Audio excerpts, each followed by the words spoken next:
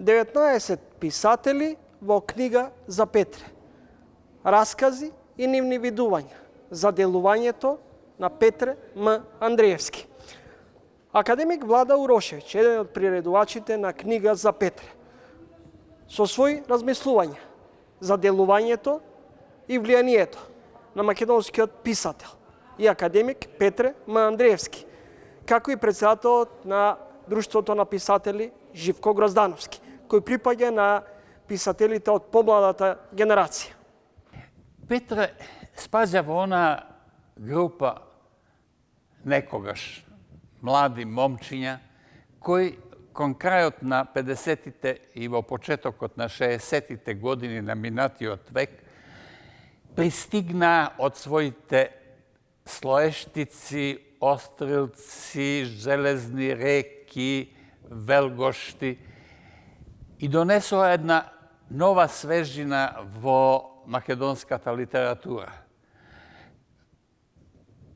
Под притисокот на таа огромна енергија што ја поседуваа овие тогаш млади писатели, попуштија сите догматски брани кои го спречуваа понатамошниот развиток на македонската литература во тоа време.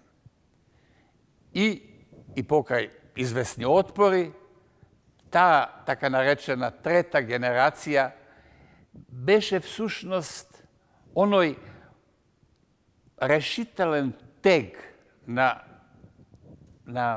вагата на вредностите кој направи да претежне всушност книжевниот квалитет врз идеолошки ориентираните пароли.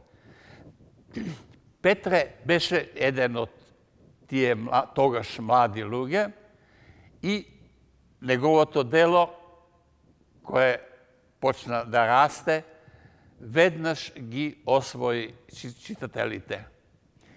Секако, денес тој е автор на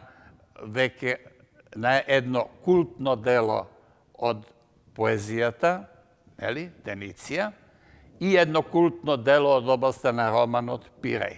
Но тој е автор исто така и на многу други дела кои не смеат да бидат заборавени. Јас мислам дека неговата долга песна "Смртта на Бабарот" е една од најдлабоките, најтемните и најенигматичните песни што се напишани во македонската поезија. Петре по природа, како личност, беше молчалив човек, доста затворен, но тој влијаеше со својата литература. Таа литература најде бргу своји читатели, своји почитувачи и своји обожаватели. Мислам дека тој го покажа едниот од можните патишта по кои тргна македонската литература. Тој го донесе во прозата народниот говор. Делата на Петре М. Андреевски остана како еден траен репер за следните творци како и каде да ја бараат својата инспирација. Петре го остава сето нешто го остава на сите писатели, пред се на сите читатели.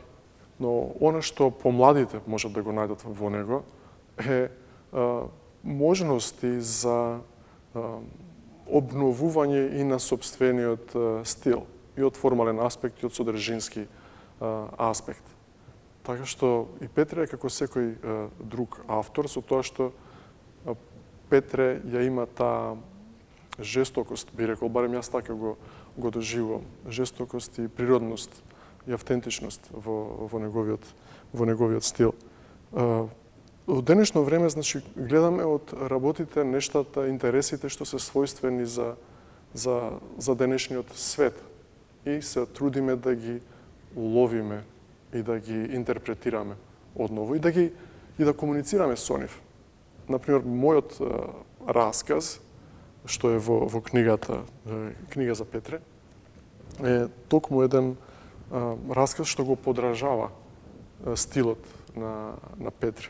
Интересно како, читајќи го Петре и преисчитувајќи го повторно Петре и неговата постапка и неговите раскази за неговиот роден крај, например, мене ми послужија да развијам еден многу подлабок и поинтимен однос со мојот конкретно, да речам, роден крај.